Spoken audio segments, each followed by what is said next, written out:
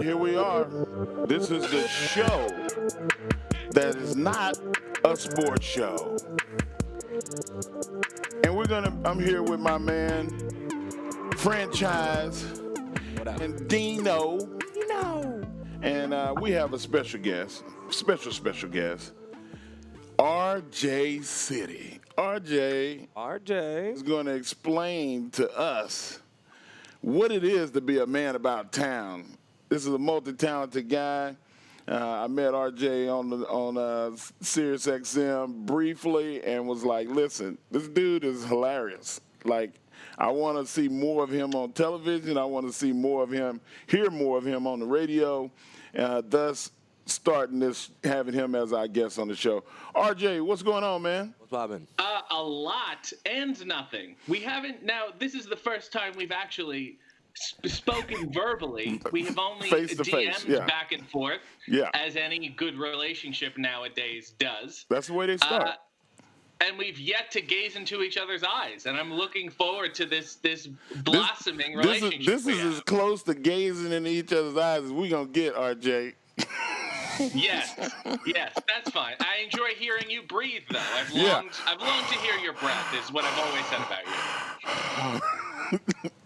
And it's a little minty. I sense a little banaka, if I may be so bold. It is a bit minty. I'm not in the same area, but I'm gonna tell you, Too young to be talking about banaka. Hey man, This dude, I'm telling you, man, like an old soul. Like when I hear him talk, and it's always about like Betty White, and is Betty White like your dream lady?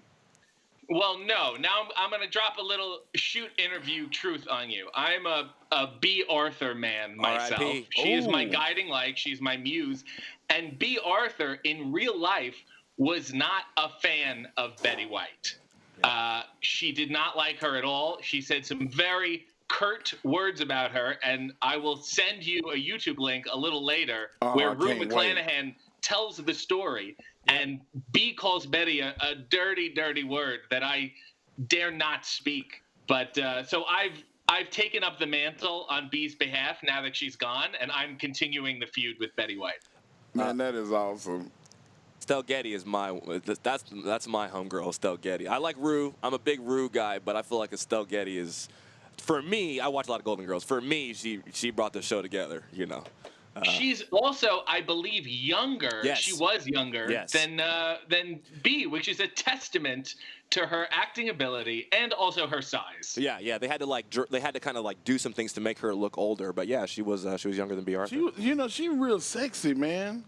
Stell Getty? Yes. Oh, yeah. Like just oozed. She was kind of it's that firecracker, man. Oh, yeah. You know what I mean? It's that that little spitfire, you know? So RJ is a when I say a man about town, I mean he's exposed, and a lot of people that I meet in the wrestling business can't have a conversation with me about nothing but pro wrestling, and I'm just like, damn, like, can we talk about music or art or travels or movies, and you are when I talked to you last time and heard you on Sirius XM, talking to Dave and Tommy, man, you were talking about the old school movie industry, the Gone with the Wind. Tell us what sparked your interest in the old film industry. I mainly blame my grandmother. I think I was a sociological experiment to her. She would sit me in front of the TV and she would say, this is, here are all the Laurel and Hardy films. Here are all the Abbott and Costello.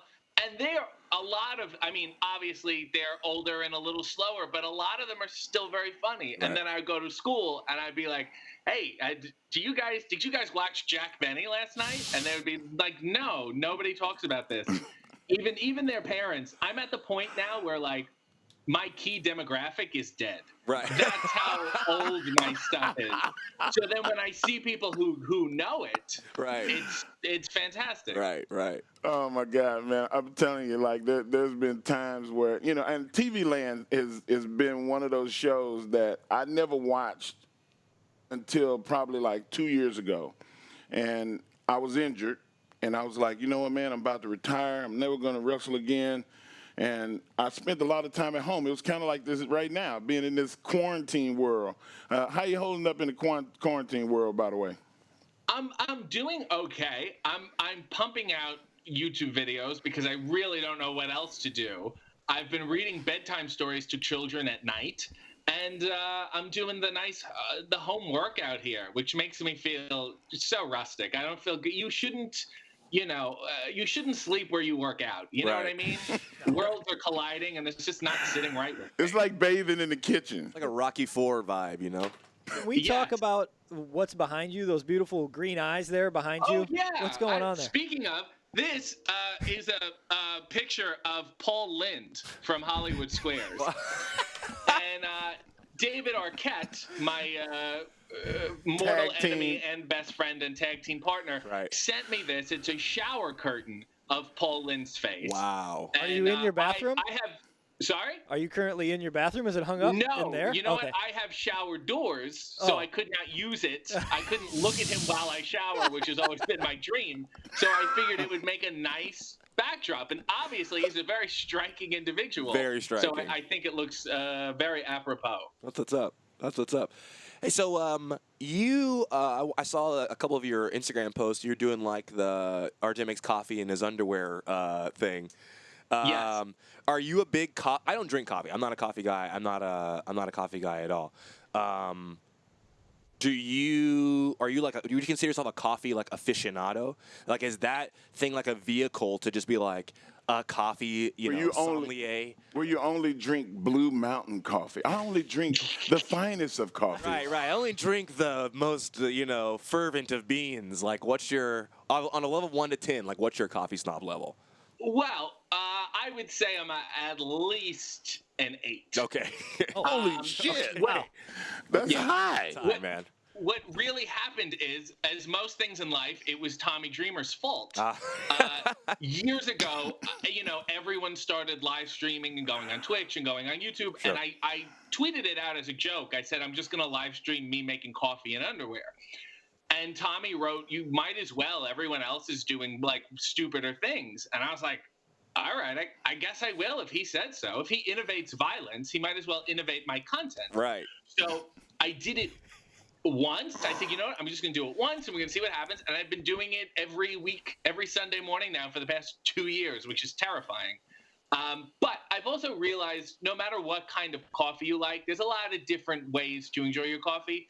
It's really how you make it. Right. That's important to me. People have the coffee pot or the percolator, and that's fine in a pinch if the coffee is good. But if you really want to get something out of your coffee, you got to use a French press. Or you got to use a pour over. And it takes more time, and it's very, if I may use the phrase, artisanal. Ooh. Word of the day, kids. Artisanal. Nice. How blasphemous then it would be for me to use an espresso or a Keurig. I have a Keurig, but I don't ever use it. But you don't drink coffee. That's right. Yeah, the pods are the devil's coffee to me. Okay. So I'm watching. You're basically like. Go ahead. I'm watching the History Channel the other day, and the guy that always has the show where he eats the weirdest shit on earth. He went to a place where they had this $8,000 machine that to make coffee, and that was the low end coffee maker. The other ones were like close to $18,000, and I'm like, this is crazy. I'm well traveled. I'm experienced. I'm cultured. But $18,000 for a coffee maker? Put some water and some dirt. 18 racks, man. Damn. But I will say, a bad cup of coffee will just ruin my day. Sometimes you're at a hotel. Mark, as you know, sometimes you wake up in a hotel and there's no coffee shop around, and you're like, this is it. I got to have a Holiday Inn coffee, and they have foam cups, and it tastes like you're at a funeral. You know what I mean? It's miserable. Right. So that's why I do like to bring a small French press with me. I think it's a very good idea. You know, people are bringing their Are you sure you're an Xboxes 8? and PS4s. Yeah, you're not I an think I can bring 8. a little French press. You I are think that's not an okay. 8. not an You're 8, at bro. least a 9. You're bringing a French press on the road. That's if not you an bring 8. it, you're a 10. That's a Is 10. there a travel All French right. press, or is it just like the regular French press, or do you have like a No. travel version? There is a travel French press. It's a little more difficult. You need to really develop that skill. It's Wow. not foolproof, Wow. but it can be done. Damn. Listen, I got to get into it. You're a professional wrestler too, amongst being a man about town and a man of many talents. What don't we know about RJ City? What don't you know? I think it's I feel like everything I put out on Twitter is pretty much what you will know. I don't really have a filter or another layer. Dreamer coined a nice phrase about me. He said, "My gimmick is me with the volume turned down." Wow. I told you yeah. live. My wife was looking over my shoulder, and I was looking at stuff that you had streamed, and she was like, "Why are you watching this guy?" And I was like, "What do you mean? Why am I watching? He entertained as hell." Yeah. I was like, "Listen, just listen to this." And then I'm turning it up, and she goes, "Wow, is he gay?" And I went, "Jay, I don't give a shit if he's gay or not. He's fucking entertaining. Listen." And by the end of it, she was like, "Oh my God, I'm gonna have to follow him." And I was like, "See? That is so I'm sweet. tired of being I like right. to I'm be- tired of being right." I like to spread the demographic as much as I can. And also, I do have a decent homosexual audience, but I also I think I hold the record for like straight men having crushes on me. Yeah, I'm one of them.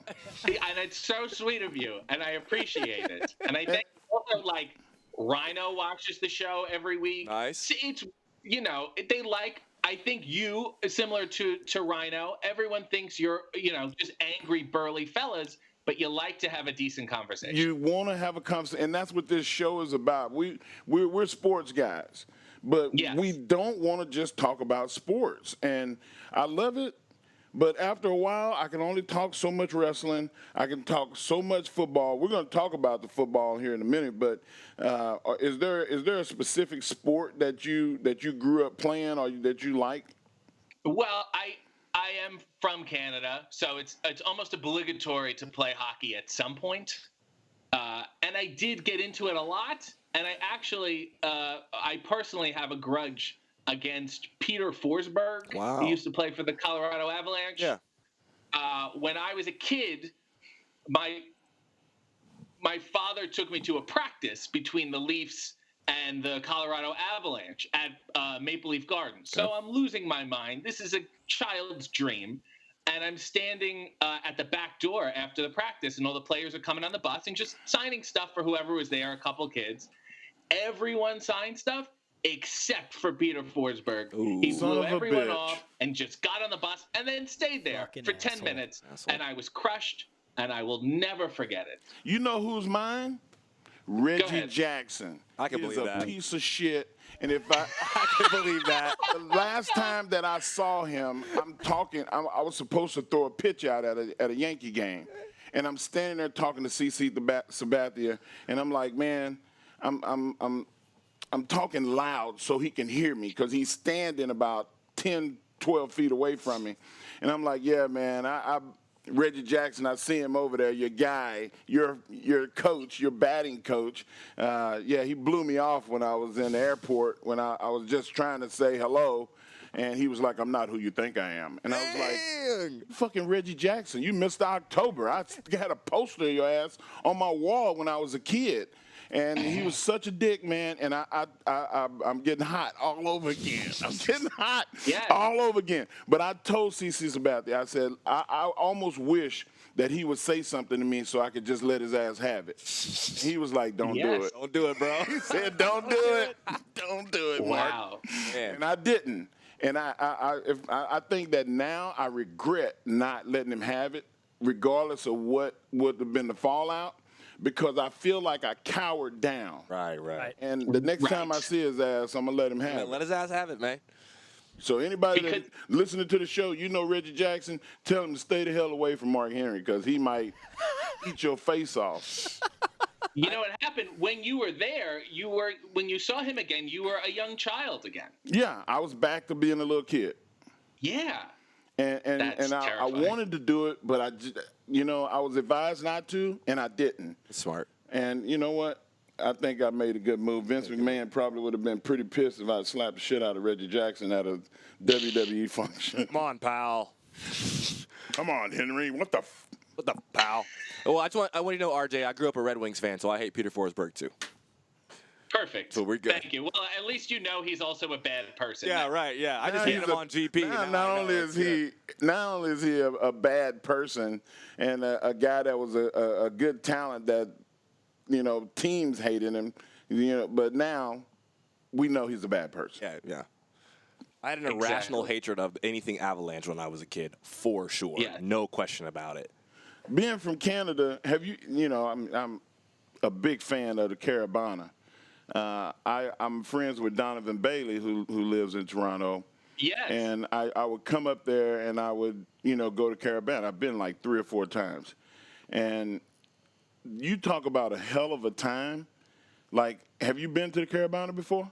Yeah, and my question is, I know everyone likes to dress up. What exactly did you wear to Carabana? I know the ladies have the bejeweled, bikinis Everything. and the big feather hats. What was your outfit du jour? You know what, man? I was wearing a linen suit. The last time I went, I had this brown chocolate linen suit. And Donovan said, "You're going to wear that?" And I was like, "What do you mean?" And he was like, "It's the same color as your skin. People going to think you're naked." Hey. Naked. Hey. And I was like, well, hey, sometimes you got to walk around naked. Sometimes you got to race. You want to race? And that's exactly what I wore. I wore a linen suit. What you should do next year is we go and you just walk around naked and tell people that you have a chocolate brown suit on. Sounds like we need to get a camera there. You see why? Hey, no, it's not going to happen. But I'm just saying, you see why I like RJ. Yeah, man. The dude is quick, he's sharp, and Tommy Dreamer, for somebody that you would not think that Tommy is as experienced and as cultured as he is aloof to a lot of things, but Tommy is a magnet for interesting people. Yes. Can you can second that, right? Oh, absolutely. He collects, I guess, a menagerie of weird friends. Yes. He's very easygoing, and I think he makes a lot of people comfortable in letting their weirdness out around him too. Wow. Well, RJ, I don't want this to be the last time that we're on because you're a very interesting guy, and I want the world to know more about you. Where can people see you? Well, I always say people can just Google RJ City and a bunch of things will pop up, and they can follow what they like and don't follow what they don't, which is totally fine with me. But Sunday mornings on my YouTube, it's youtube.com/RJ City Loves You, which is apropos because I'm developing quite an affection for you, Mr. Henry. All right, good. Hey. That's very good. I'm glad that people love me. Hey, before we let RJ go, can I ask you? I want, if you have one, you're talking about Mr. David Arquette, your tag team partner and your mortal enemy, I believe, is what you said earlier. Mortal enemy. Do you have a good story that you can you can speak on about you two together? I have a bunch. He is. Give me the one that's most not appropriate to tell. Yes. Well, okay, this is a little deep, old entertainment. His grandfather was a very famous comedian named Charlie Weaver. Right. And he was actually on the original Hollywood Squares. And I got to his house the first day I ever got there. And I was like, oh, he's showing me around. I said, can I got to go pee. And he said, well, go use the bathroom. I open the door, and I see this shadow of a large man standing there, and I just lose my shit because there's just a man standing in the dark corner of the bathroom. I get a glimpse, and I just completely freak out. And I'm like, David, what the hell is that? And David found a Winston Churchill wax figure He bought it, and he put his grandfather's clothes on it, and a mustache and his glasses to make it look like a wax figure of his grandfather. And he put it in the guest bathroom, and it is there. It is totally, totally there. I was like, okay. I turned the lights on. It's just as creepy. I couldn't even wash my hands. This man is watching you, okay? Wow. And I said, Well, David, don't act like with it's the all first due time. respect to the memory of your grandfather, Charlie Weaver, is there perhaps another bathroom I could use? Or another room that you David can put in a grandfather nutshell. in. Is it pointed toward the toilet? Sorry? Is it pointed toward the toilet? Like, is he looking at the toilet? It's in the back corner of the bathroom, and it's facing diagonally, So so it's no matter yeah. what you're doing, Seeing he's watching everything you. in the room. Sees it all. Damn. Yeah. Wow. We're going to have to talk to David. Has David ever sat down and talked to somebody? Like professionally, you You mean? ever had a CAT scan? I think he needs. I think at this point he needs a group. Yeah. It's a support structure. Yeah, I mean, I've tried to be. Right. Him and me An and his intervention. wife, have certainly commiserated about how we can help this man. But he's happy no matter how much he messes up, which is the best I love part how about he him. laughs at the thoughts in his head. He'll talk to you. Yes. And he's like, and I'm like, you all right, David? He's like, yeah. So anyway, and we'll finish his story, and he laughed for like 10, 15 seconds at what he thought before he said it. Right. I love that. Yes. Oh, Yes. it's so good. He's an expert giggler. We're gonna have to get him. We have to get him on the next time you're on. Oh, absolutely. That'd be I think cool. he would be I think he'd be giggling already at the thought of it. Very cool. All right, well, guys, that's RJ City. Looking forward to having RJ on again real soon. Man About Town, a guy that you can go on and look him up, RJ City 1. Is one of my favorite people to be entertained by. Just tune in. This is the show not about sports. We'll see ya. Something like that. Something like that. We've changed the name 3 times today. So anyway, we will see y'all on the other side.